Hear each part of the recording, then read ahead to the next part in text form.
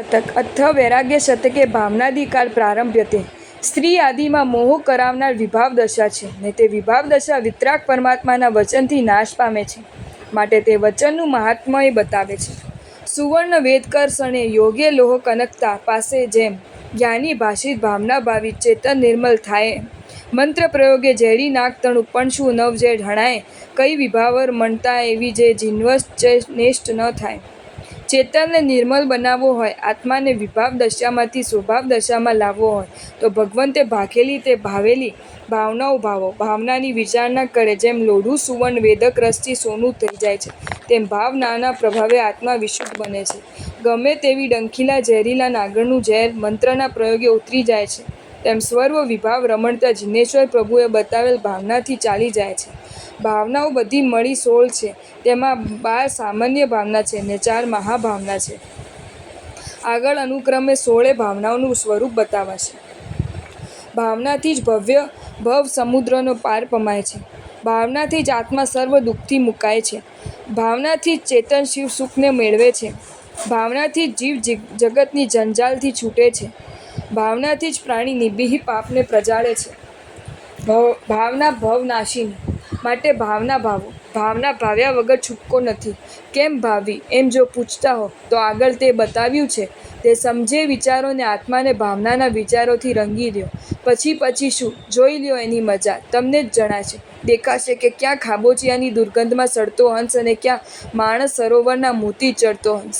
ભાવનાથી આત્માની પૂર્ણતા ખોલશે અને બધું એ પોતામાં ભર્યું છે એવું ભાસશે. એથી એ સ્થિરતા અને શાશ્વત દશા પામશે. પ્રથમ અનિત્ય ભાવના. આયુ વાયુ તરંગ સમૂહને સંપત્તિ ક્ષણમાં ક્ષીણ થાય. ઇન્દ્રિય ગોચર વિષયો ચંચળ સંધ્યાળ ઘસમાણ જણાય. મિત્ર વનિતા સ્વજન સમાગમ ઇન્દ્રજાલને સ્વપ્ન સમાન. કઈ વસ્તુ છે સ્થિર આ જગતમાં જેને ઈચ્છે જીવ સુજાન. જીવ માણી બેઠા છે સંસારના સુખને શાશ્વત. તેને મળેલ સામગ્રી કદી પણ જવાની નથી એવો એને મિથ્યા મોહ છે ને એ એના દુઃખનું મોટું કારણ છે. એ હૃદયમાં અનિત્ય ભાવના ભાવે તો તેનો ભ્રમ ભાંગી જાય. શાંતપણે વિચાર કરે તો તેને આત્માના જ્ઞાનદી ગુણ સિવાય સર્વ અસ્થિર અનિત્ય ક્ષણ વિનેશ્વર જણાય. આયુષ્ય પવનથી થતા મોજા જેવું, પાણીના પરપોટા જેવું ઠાકોર વાગે ને માણસ મળી જાય. ખાવા બોટા હોય ને પ્રાણ ઉડી જાય. કોળિયો હાથમાં રહી જાય. વાત કરતો હોય, હસતો હોય ને બગાસું ખાય ત્યાં પરલોકમાં પહોંચી જાય. ધન માલ મિલકત બધું જોતજોતામાં ચાલ્યું જાય. ઇન્દ્રિયના ઉન્માદ વિષયો સાંજની સંધ્યા જેવી ચપળ, શરદ ઋતુના વાદળા જેવા ચંચળ, કુટુંબ પરિવાર સ્વજન સંબંધ એ બધું માયાજાળ. આજ દેખાય ને કાલે એમાંનું કાંઈ નહીં. દુનિયાની કોઈ પણ વસ્તુ લ્યો વિચાર કરો, આખર એનો નાશ જ થવાનો. હે સુજ્ઞાની જીવ, વિચાર કરી જો જગતમાં એવી કઈ સ્થિર સદાકાળ રહેનારી ચીજ છે કે જેની તું ઈચ્છા કરે છે. અસ્થિર વસ્તુને ચાહવાથી શું વળશે? સ્થિર વસ્તુને શોધને તે મળે પ્રયત્ન કર. બીજી અશરણ ભાવના. જે ષષ્ટંગ ખંડ મહિના જોતા 14 રત્નના સ્વામી છે ને જે સાગરોપમના આયુષ્ય ધારી સ્વર્ગ નિવાસી તે. ક્રર કૃતાંત મુખે ટળવળતા શરણ વિનાના દુઃખ થાય. તન ધન વનિતા સ્વજ નસુતા દીકે કોઈ ન એણે શરણું થાય.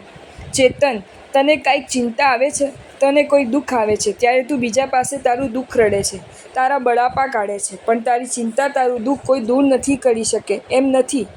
તને કોઈ શરણ આપે તેમ નથી. તું જેને મારું માની બેઠો છે તે તારું કુટુંબ પણ કેટલું, 5-25 માણસોનું કે વધુમાં 200-500 જણનું.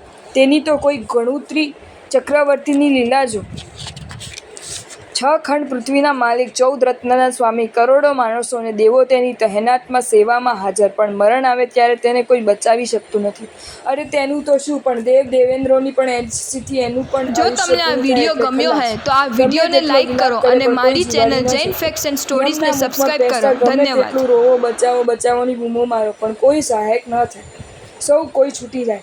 હાથ ખંખેરી નાખે, લાચારી બતાવે, કહે કે શું થાય, આપણા હાથની ક્યાં વાત છે. શરીર પણ સગું ન થાય, એ પણ લાંબુ થઈને પડી જાય. ધન પણ કામમાં ન આવે, સ્ત્રી પણ ઊભી ટૂસકા ખાય, એનું પણ કાંઈ ના ચાલે. મા બાપ, ભાઈ બાડું, બાલ બચ્ચા બધા મોઢું વિકાસીને બેસી રહે. એક ફોડલી થઈ હોય તો તેની પીડા દૂર કરવા કોઈ સમર્થ નથી તો મરણની શી વાત. ધર્મ સિવાય બીજા કઈ જગતમાં શરણ નથી એવી અશરણ ભાવના ભાવતા અનાથી મુનિની જેમ ધર્મને શરણે જેવું એ જ શ્રેયસ્કર છે. ત્રીજી સંસાર ભાવના. લોભ દાવાનળ લાગ્યો છે જ્યાં લાભ લેશે જન શાંત ન થાય. મૃગ તૃષ્ણા સમ ભોગ પીપાસાથી જંતુગણ જ્યાં અકળાય, એક ચિંતા જ્યાં નાશ ન પામે ત્યાં તો બીજી ઊભી થાય. એમ સંસાર સ્વરૂપ વિચારી કોણ વૈરાગ્ય રંગાય. સંસાર ભાવના ભાવી એટલે સંસારનું રૂપદાવી સ્વરૂપ વિચારવું ને તેથી વૈરાગ્ય ભાવ કેળવવો. સંસારનું સ્વરૂપ જુદે જુદે ઘણે રૂપે વિચારી શકાય છે. અહીં સંસારની સરખામણી એક મોટા જંગલની સાથે કરી છે. ભવ, વન, ભવાટવો વગેરે શબ્દો આપણે ઘણી વખત સાંભળીએ છીએ. એ ભવમાં વણપણું શું છે એ અહીં સમજાવ્યું છે. વણમાં એક ભયંકર અગ્નિ સળગતો હોય છે, તેને દાવાનલ કહેવામાં આવે છે. એના ઝપાટામાં જે આવે તે બળીને ખાખ થઈ જાય. એ કોઈને છોડે નહીં. એને બુઝવવા માટે પ્રયત્નો કરવામાં આવે તે સર્વ નકામા જાય. આ સંસાર કાનનમાં એવો લોભ દાવ અગ્નિ સળગ્યા જ કરે છે. તેને શાંત પડવા લાભ પ્રાપ્ત રૂપ પ્રાણી જેમ ઝાંટવામાં આવે તેમ તેમ તે વધારે ને વધારે પ્રજલે છે. કહ્યું છે કે જહા લોહા તહા લોહા, લાહો લોહા પવઢઈ, દો માસ કયમ કજ્જમ, કોડીએ વિન નિઠ્ઠિયમ. વનમાં મૂંઝવનાર મૃગ તૃષ્ણા મૃગજળની લાલસા છે. તેની પાછળ પડીને ઘણા પશુએ પ્રાણ ખોયા છે. સંસારમાં એવી ભોગ તૃષ્ણા છે, એની પાછળ ભમતા પ્રાણીનો આરો જ આવતો નથી. એમાં ને એમાં એ ખુવાર થાય છે. અટવીમાં જેમ આરામ ન હોય, શું થશે? કોઈ ખાઈ જશે તો? વાઘ, વરુ વગેરેનો ભય, વીંછી, સાપ, અજગર આદિની બીકથી ચિંત શાંત ન રહે. તેમ સંસારમાં પણ આદિ વ્યાધિ ઉપાધિથી ક્ષણ પણ આરામ નથી. એક વાત પતે નહીં ત્યાં બીજી જાગે. માછવડુની માફક એક પછી એક ચિંતા ઉડતી જ હોય. આવા દુઃખદાયી સંસારથી છૂટવા કોણ ન ઈચ્છે? કોણ વૈરાગ્ય ન થાય? સંસારના જુદા જુદા ચિત્તાર વિચારવા માટે શ્રી યશો વિજયજી ઉપાધ્યાયજી મહારાજે રચેલ આત્મત્તસારનો બીજો ભવ સ્વરૂપ ચિંતા અધિકાર ખાસ વાંચવા ભલામણ છે. આવા ભયંકર ભવવનથી ભય પામતા આત્માને વૈરાગ્યની શીલી છાંય શાંતિ આપનાર છે. માટે તેને આશ્ચર્યે જવું ને તે ભીતિથી બચવું. ચોથી, એકત્વ ભાવના. જ્ઞાન, દર્શન, ચારિત્ર સ્વરૂપી એક જ આત્મા છે. નિસંગ બાયા ભાવ છે સઘળા, એમાં સ્વામીયતાનો નહીં છે રંગ. જન્મ જરા મૃત્યુને કર્મફળોનો ભોગવનારો એક, એમ વિચાર કરમ તો જાગ્યો નમી રાજાને ચિત્ત વિવેક. એગો હમ નથી મેં કોઈ, પણ એવા દ્વિતીય હોય આ અને આ જાતિના અન્ય સૂત્રો આત્માને બલવાન બનાવે છે. આત્મા વિચારે કે જગતમાં કોઈ કોઈનું નથી. તારું કર્યું તારે ભોગવવાનું છે. તું એકલો આવ્યો છે ને એકલો જવાનો. આ દેખાતા બાહ્ય પદાર્થોમાં તારું કાંઈ નથી. જન્મતા કાંઈ લાવ્યો નથી અને મરતા સાથે લઈ જવાનો નથી. તો પછી વચમાં શા માટે મારું તારું કરી દુઃખી થાવ છો? મહાપુણ્ય મળેલ માનવ જન્મમાં તારું જે છે તેની સંભાળ લે. તારો જ્ઞાન ગુણ એક તે અદ્વિતીય છે, તેને ખીલવ. તારામાં અજોડ દર્શન, શ્રદ્ધા, સમ્યક્ત્વ ગુણ છે, તેને પુષ્ટ કર. તારામાં અનન્ય ચારિત્ર છે, તે કેલવ. વિચાર કર. તું નિસંગ છે, એ તારું નિસંગ નિરાવરણ સ્વરૂપ મેળવે. તે કરેલા કર્મોનું ફળ તને જ મળશે. બીજા એમાં ભાગ પડાવે નહીં. આવે તો પારકા માટે શાને તું પાપ કરે છે? નમી રાજા એકત્વ ભાવના ભાવીને સંસાર પાર પામ્યા હતા. 1008 રાણીઓ હતી. એક વખત રાજાના માથામાં સખ્ત વેદના થઈ. તે કોઈ રીતે શાંત ન પામે. તેના પર ચંદનનું વિલેપન કરવા માટે રાણીઓ ચંદન ઘસતી હતી. તે ઘસતા પરસ્પર કંકણ ભટકાવાથી અવાજ થતો હતો. રાજાને તે અવાજ સહન ન થયો. રાણીઓએ સૌભાગ્યના ચિહ્ન તરીકે એક કંકણ રાખી બીજી કાઢી નાખી. રાજાએ પૂછ્યું કે હવે અવાજ કેમ નથી આવતો? કહ્યું કે બીજા કંકણો કાઢી નાખી, એક એક કંકણ રાખ્યા છે, માટે અવાજ નથી થતો. નમી રાજા ભાવનાએ કંકણ રાખેલ છે ચડ્યા કે કવળાહલ આવાજ ખલબલાટ એ એકબીજાના સંબંધે જ છે. અન્યના યોગથી જ આત્મા આટલો દુઃખી છે. મજા એકલામાં છે, શાંતિ એકલામાં છે, આરામ એકલામાં છે. હું એક છું, મારો ગુણ એક છે, હું તેને સાંભળું, તેને ખેલવું, એમ વિચારી નબી રાજા 1008 રાણી રાજ્યપાટ ખટપટને સંબંધ માત્રનો ત્યાગ કરી પ્રત્યેક બુદ્ધ થઈ. સાધુ પ્રહણ ગ્રહણ કર્યું ને ઇન્દ્રે પરીક્ષા કરી તો પણ પોતાના દ્રઢ રહી છેવટે પોતાનું પૂર્ણપણે પ્રાપ્ત કર્યું.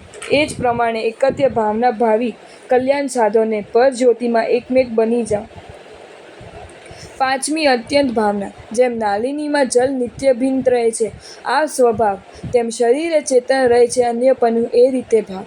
ભેદ જ્ઞાન નિશ્ચળ જળ હલતું સર્વભાવથી જ્યારે થાય, તજી મમતા ગ્રહી સમતા ચેતન તક્ષણ મુક્તિપુરીમાં જાય. હે આત્મન, આ સર્વ પદાર્થોથી તું જુદો છે ને તે સર્વ તારાથી જુદા છે. તેની સાથે તારું કાંઈ લાગતું વળગતું નથી. પાણીમાં કમળ જેમ જાદુ રહે છે તેમ તારા શરીરમાં પણ તું છે. શરીર એ તો નથી, તું જુદો છે. તું પરલોકમાં જઈશ ત્યારે શરીર અહીં પડ્યું રહેશે. જ્યારે શરીરની એ દશા છે તો અન્ય પદાર્થોનું પૂછું છું. કોઈ તારું નથી. જ્યારે તું યથાર્થ સમજીશ કે હું સર્વ બાહ્ય ભાવથી ભિન્ન છું, ત્યારે બાહ્ય પદાર્થોમાં તને જ મારાપણું છે એ છૂટી જશે ને સંભાવ કહેશે. તારી મમતા વિદાય થશે ને સમતા તેને સ્થાને આવશે, ને એ સમતા તને શીઘ્ર શિવપુરમાં લઈ જશે. ભેદ જ્ઞાનાન્મુક્તિ એ વેદાંતિઓનું વચન રહસ્ય આ અનંત્ય ભાવના વિશદ રીતે સમજાવે છે. આમાં તેનો સમાવેશ થઈ જાય છે. એ ભેદ જ્ઞાન અન્યત્વ ભાવ કેળવવા પ્રયત્નશીલ બનવું અને ભવથી છૂટવું એ જ આ ભાવનાનું રહસ્ય છે. જો તમને આ વિડીયો ગમ્યો હોય તો આ વિડીયોને લાઈક કરો અને મારી ચેનલ જૈન ફેક્ટ્સ એન્ડ સ્ટોરીઝને સબસ્ક્રાઈબ કરો. ધન્યવાદ.